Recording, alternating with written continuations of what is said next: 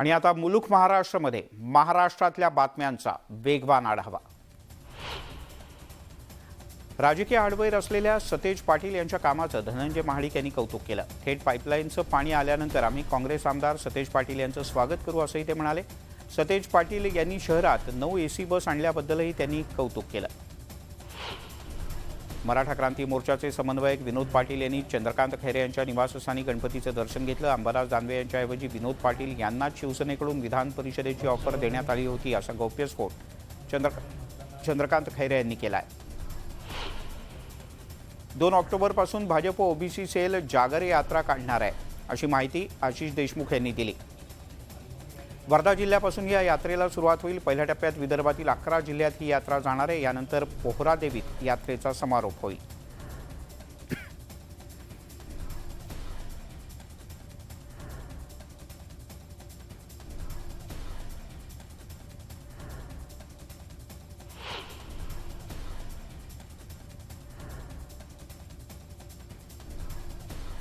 आगामी निवडणुकांच्या पार्श्वभूमीवर भाजपनं ॲक्शन प्लॅन तयार केला आहे। लोकसभा निवडणुकीच्या पार्श्वभूमीवर भाजपनं 3 ऑक्टोबरला महत्त्वाची बैठक बोलावली। या बैठकीत मिशन 45+ दृष्टीने चर्चा होणार आहे। उपमुख्यमंत्री देवेंद्र फडणवीस, प्रदेशाध्यक्ष चंद्रशेखर बावनकुळे, आशिष शेलार या बैठकीत असतील।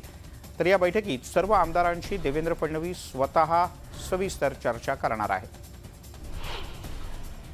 मराठा आरक्षण आणि मराठा कुणबी प्रमाणपत्राच्या बद्दल विधिज्ञ आणि अभ्यासकांची तज्ज्ञ समिती स्थापन करण्यात आली। या समितीत माजी कुलगुरू सर्जेराव निमसे, औरंगाबाद उच्च न्यायालयातील ज्येष्ठ विधिज्ञ विजयकुमार सपकाळे, प्राध्यापक प्रल्हाद बोराडे यांच्यासह एकूण 20 सदस्यांचा समावेश आहे। नांदेडमध्ये झालेल्या रोजगार मेळाव्यात केंद्रीय मंत्री रावसाहेब दानवे यांच्या हस्ते 300 उमेदवारांना नियुक्तीपत्र देण्यात आली। देशात 46 ठिकाणी रोजगार मेळाव्याच्या माध्यमातून 51,000 तरुणांना नियुक्तीपत्र देण्यात आल्याचं दानवे यांनी स्पष्ट केलं। मराठी पाट्यांच्या संदर्भात सर्वोच्च न्यायालयानं घेतलेल्या निर्णयाबद्दल राज ठाकरे यांनी आभार मानलेत। मनसेनं केलेल्या संघर्षाला यश आल्याचं मत राज ठाकरे यांनी व्यक्त केलं। या निकालामुळे मनसेच्या संघर्षाला मान्यता मिळाली अशी प्रतिक्रिया त्यांनी दिली। नागपुरात झालेल्या पूरपरिस्थितीमुळे नागरिकांचं मोठ्या प्रमाणात नुकसान झालंय। त्यांना भरीव मदत करण्यात यावी यासाठी माजी गृहमंत्री अनिल देशमुख यांनी जिल्हाधिकाऱ्यांना निवेदन दिलं। यावेळी त्यांनी हवामान विभागाच्या मार्फत मुंबई आणि सोलापूरमध्ये लावण्यात आलेल्या अत्याधुनिक डॉपलर सिस्टीम का बंद होत्या याबद्दल प्रश्न उपस्थित केले। वर्ध्याच्या हिंगणघाट येथील प्राध्यापिका जळीत कांड प्रकरणी पीडितेच्या कुटुंबाला 5 लाख रुपयांचा धनादेश देण्यात आला। उपमुख्यमंत्री देवेंद्र फडणवीस, भाजपच्या नेत्या चित्रा वाघ, आमदार समीर कुणाबार यांच्या उपस्थितीत हा धनादेश सुपूर्द करण्यात आला। नागपूरच्या सिव्हिल भागात 6 फूट पाणी साचलं। हे सत्ताधाऱ्यांच्या अति आत्मविश्वासामुळे झाल्याची टीका अंबादास दानवे यांनी केली। नागपुरातल्या पूरग्रस्त भागाची त्यांनी स्वतः पाहणी केली।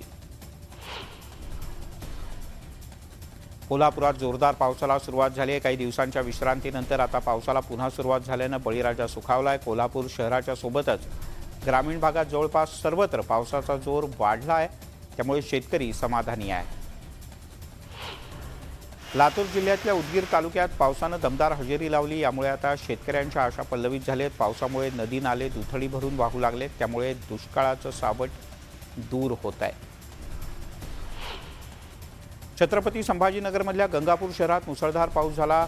सुकू लागलेल्या पिकांना नवसंजीवनी मिळाल्यानं शेतकऱ्यांनी समाधान व्यक्त केलं। तर पावसामुळे सखल भागातल्या घरांमध्ये पाणी साचलं, त्यामुळे नागरिकांना मोठा मनस्ताप सहन करावा लागला। सोलापूर शहरासह जिल्ह्यात गेल्या 2 दिवसांपासून जोरदार पाऊस बरसतोय। ग्रामीण भागात सुद्धा जोरदार पाऊस झाल्यानं शेतकरी सुखावलाय। अचानक झालेल्या पावसामुळे नागरिकांची मात्र तारांबळ उडाली। गेल्या अनेक दिवसांपासून दडी मारलेल्या पावसानं सांगली शहरासह जिल्ह्याच्या अनेक भागात पुन्हा एकदा जोरदार हजेरी लावली। पावसामुळे रस्त्यावर पाणी साचलं होतं। वाहन चालकांना थोडा मनस्ताप सहन करावा लागला, पण पावसामुळे शेतकऱ्यांना मात्र मोठा दिलासा मिळालाय। चिपळूणमध्ये विजांच्या कडकडाटासह जोरदार पाऊस झाला। चिपळूणसह अनेक गावांमध्ये मुसळधार पाऊस झाला। पावसामुळे शहरातला वीज पुरवठा काही काळ खंडित करण्यात आला होता। हिंगोली जिल्ह्यातल्या बहुतांश भागात पावसाचा जोर वाढल्यानं नदी नाल्यांना पूर आलाय। वसमत तालुक्यात बोरी सावंत या गावाजवळच्या ओढ्याला मोठा पूर आल्यानं बोरी सावंत, परळी, दशरथे आणि मोठेगाव या 3 गावांचा संपर्क तुटलाय। यामुळे नागरिकांना प्रशासनानं सतर्कतेचं आवाहन केलं आहे। यवतमाळ जिल्ह्यामध्ये झालेल्या जोरदार पावसानं बळीराजा सुखावलेला असतानाच आज सकाळी याच पावसानं शेतीचं मोठं नुकसान केलं। कारण दिग्रस तालुक्यात वडगाव इथे सकाळी पडलेल्या पावसामुळे नाल्याला पूर आला। या पुराचं पाणी शेतात शिरल्यानं कपाशीच्या पिकाचं सगळ्यात जास्त नुकसान झालं आहे।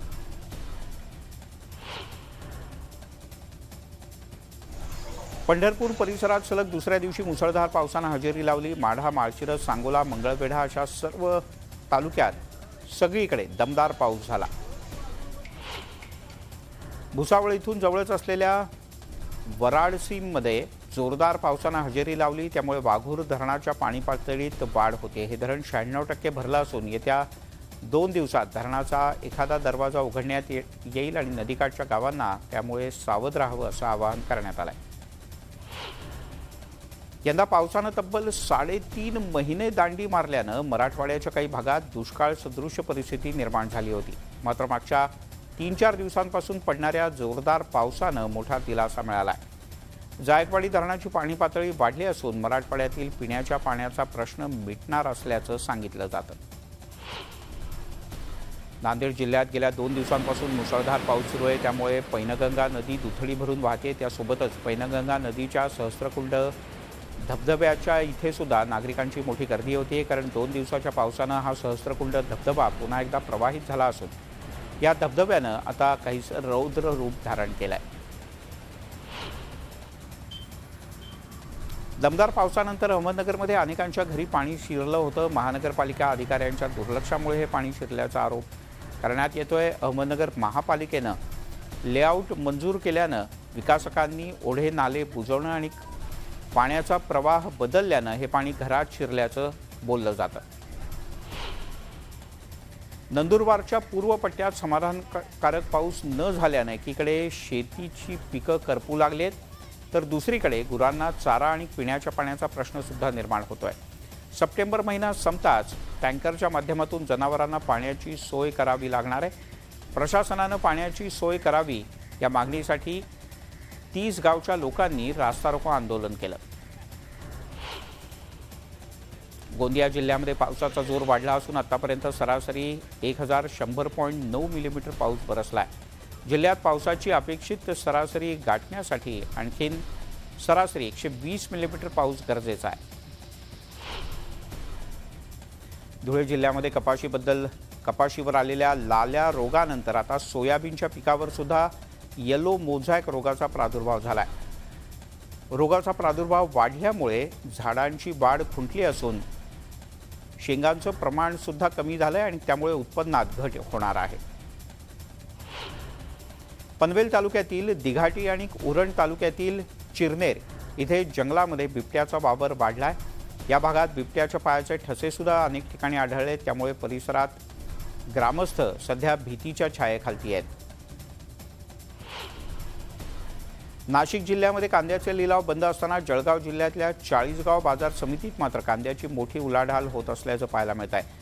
गेल्या 5 दिवसात 40गाव बाजार समितीत 6,880 क्विंटल कांद्याची आवक झाली। कांद्याच्या लिलावातून कोट्यावधींची उलाढाल झाली असून बाजार समितीला सुद्धा 1 लाखाचं उत्पन्न मिळालंय।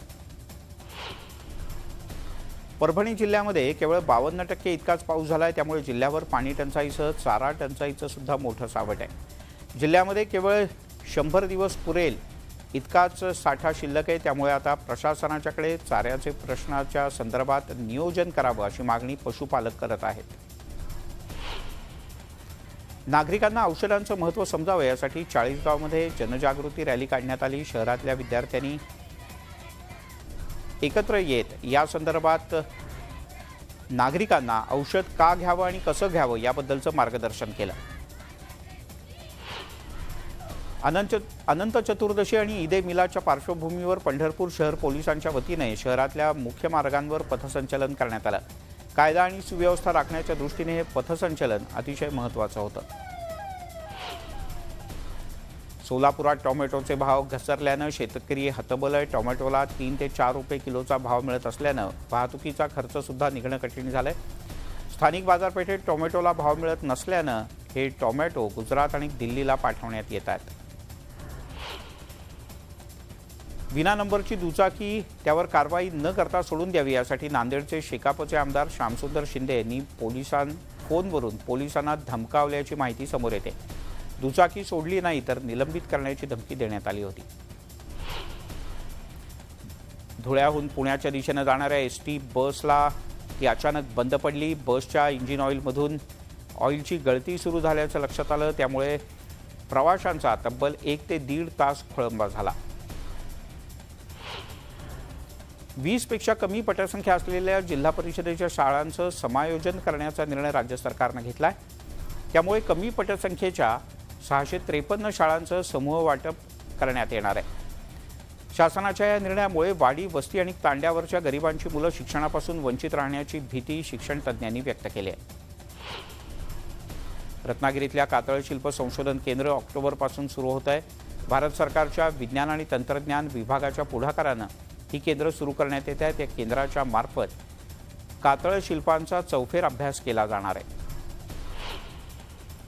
वाशिमच्या भोकरखेड वाडी रायताळ देगाव फाटा इथे रस्त्याची अक्षरशः चाळण झाली आहे. या खड्ड्यांच्यामुळे त्यात पाणी सुद्धा साचतं आणि रस्त्याला तळ्याचं रूप येतं. यामुळे ज्येष्ठ नागरिक आणि गर्भवती महिला तसंच विद्यार्थ्यांचे सुद्धा हाल होत असून खड्डे तातडीनं बुजवावेत अशी मागणी केली जाते.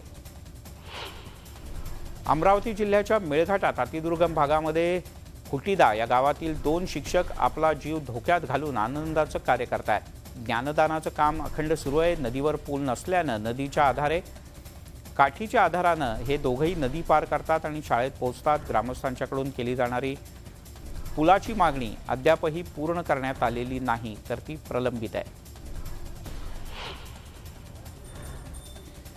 मनसेचे युवा नेते अमित ठाकरे नाशिकच्या दौऱ्यावर आले असून नाशिक शहरातल्या अनेक गणेश मंडळांना त्यांनी भेटी दिल्या. नाशिकमधल्या पेशवेकालीन आणि नवसाला पावणारा नवशा गणपती मंदिर परिसरात अमित ठाकरे यांच्या हस्ते आरती सुद्धा करण्यात आली. अमरावतीच्या राजापेठ इथे शहीद भगतसिंग मंडळाच्या गणेशोत्सवाला आमदार रवी राणा यांनी भेट दिली. यावेळेला रवी राणा यांनी मनोभावे पूजा केली, आरती करत बाप्पाचं दर्शनही घेतलं. या गणपती मंडळानं उज्जैन महलात मंदिराचा देखावा साकारलाय. तसंच महाकाल रुद्र अवताराची मूर्ती इथे साकारण्यात आली. दौंड शहरातील बालविजय गजानन मंडळानं इथेनॉल इंधन निर्मिती प्रक्रिया प्रकल्पाचा वैज्ञानिक माहितीपूर्ण असा देखावा सादर केला. ऊसाच्या मळीपासून इथेनॉल निर्मिती कशी करावी आणि त्याचे फायदे हे देखाव्याच्या माध्यमातून जगासमोर मांडण्यात आले. मालेगावच्या संगमेश्वर भागात श्री नवनाथ प्रतिष्ठान मंडळानं यंदा भगवान महादेवाच्या रूपातील गणपतीच्या मूर्तीची प्रतिष्ठापना केली. नर्मदा, तापी यासह या भागातील वेगवेगळ्या 7 नद्यांच्या वाळूपासून पर्यावरणपूरक अशा प्रकारची मूर्ती साकारण्यात आली. ही मूर्ती पाहण्यासाठी भाविक मोठी गर्दी करतात. अकोल्याच्या मूर्तिजापूर शहरातील प्रकाश निरखे हे गतवर्षी गणपतीसाठी नवनवीन देखावे सादर करतात. दरवर्षी अशा प्रकारचे वेगळे देखावे केले जातात. यावर्षी त्यांनी चांद्रयान 3चा देखावा साकारलाय. देखावा पाहण्यासाठी आणि बाप्पाच्या दर्शनासाठी भाविक इथे मोठ्या प्रमाणात गर्दी करताना दिसत आहेत.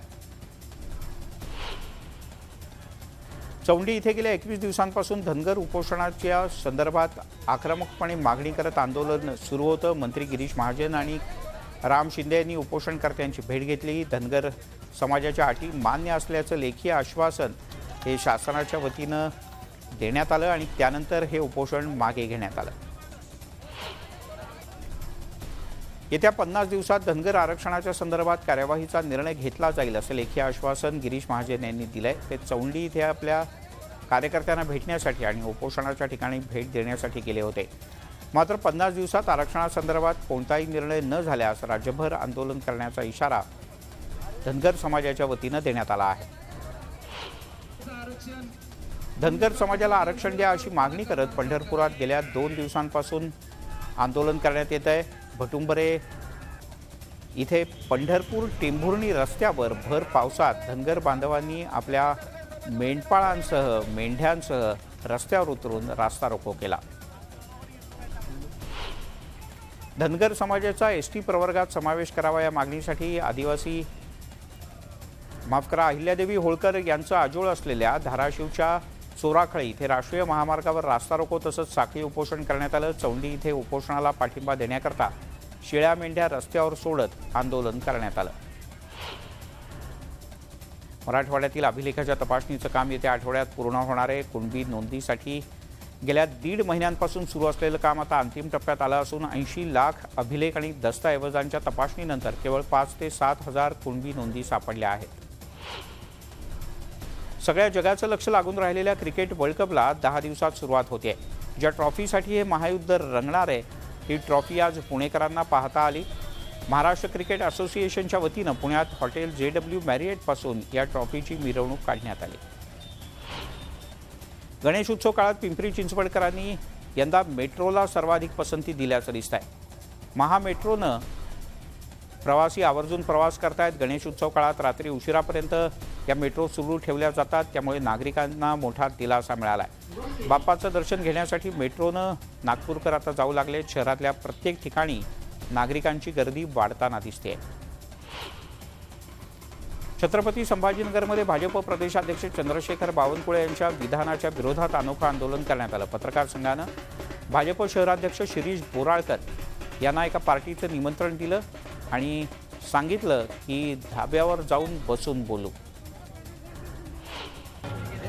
लातूर येथील सोयाबीन संशोधन केंद्र आणि देवणी गोवंश संशोधन केंद्र हे बीड जिल्ह्याला नेल्यानं जिल्ह्यातील अनेक संघटना आक्रमक झाल्या होत्या।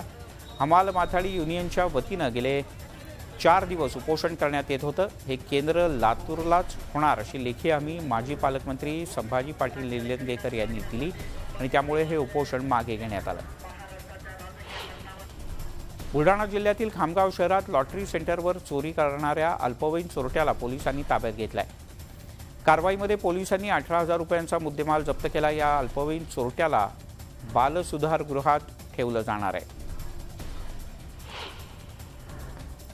वाशिम शहरात 2,48,00,000 रुपये खर्च करून टेम्पल गार्डन उभारण्यात आलं होतं। यात तारांगण होतं। उभारणीपासूनच गेले 5 वर्ष हे तारांगण बंद होतं। दरम्यान या तारांगणाला अचानक आग लागली। या आगीमध्ये सगळं तारांगण जळून खाक झालंय। अज्ञात व्यक्तीनं आग लावल्याचा प्राथमिक अंदाज नगर परिषदेच्या मुख्याधिकाऱ्यांनी व्यक्त केला आहे। विजेचा धक्का लागून 2 कामगारांचा जागीच मृत्यू झाल्याची घटना येवल्यात घडली। कृष्णा इंडस्ट्रीज या कारखान्यात हा प्रकार घडला, त्यामुळे कारखान्यांमध्ये एकच खळबळ उडाली। हाय व्होल्टेज विद्युत तारांना स्पर्श झाल्यामुळे 2 कामगारांचा मृत्यू झालाय। गेल्या 30 वर्षांपासून मूळ गावापासून दूर नाव बदलून राहणाऱ्या हत्येचा गुन्हा असलेल्या आरोपीला अटक करण्यात पनवेल शहर पोलिसांना यश आलंय। 1994 मध्ये तिघांनी मिळून एकाची हत्या केली होती। यातील आरोपीला पंजाबमधून अटक करण्यात आली होती। यासोबतच मुलुक महाराष्ट्र सुपरफास्टमध्ये इथेच थांबूयात, पण बारामतीची जागा राष्ट्रवादीच्या शरद पवार गटाकडून हिसकावण्यासाठी आता भाजपकडून एक मोठी रणनीती आखली गेल्याची चर्चा आहे। याबद्दलचा एक खास रिपोर्ट पुढच्या काही क्षणात फक्त न्यूज 18 लोकमतवर।